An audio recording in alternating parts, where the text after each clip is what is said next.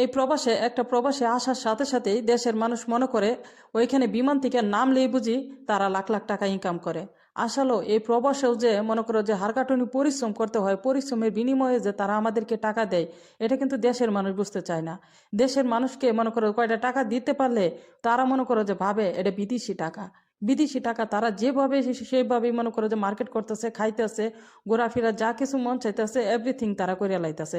একটাবার কি জানার চেষ্টা করছে যে সেই প্রবাসীটাও কিন্তু মনে করো যে তারও কোনো একটা চাহিদা আছে, কিংবা তারও একটা চাওয়া পাওয়া আছে, তারও কোনো কিছু খেতে ইচ্ছা করে, সে কিন্তু 2টা টাকা খরচ না করে দেশের এবং পরিবারের মানুষের জন্য কিন্তু টাকাটা পাঠায় দেয়। কেন পাঠায় দেয়?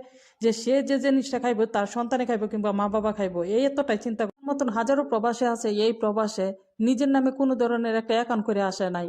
আর ভালো মন্দ কোনো কিছু খাইতে মন চাইলে ওই দূরপ্রবাসে খায় না। দিনের পর দিন অসুস্থ হয়ে থাকলেও 2টা টাকার ওষুধ পর্যন্ত কিনা খাইতে সাহসে কোলায় না, কারণ সেই টাকাটা দিয়ে এরা পরিবার এবং ফ্যামিলির মানুষ যেন সুখে থাকে, শান্তিতে থাকে।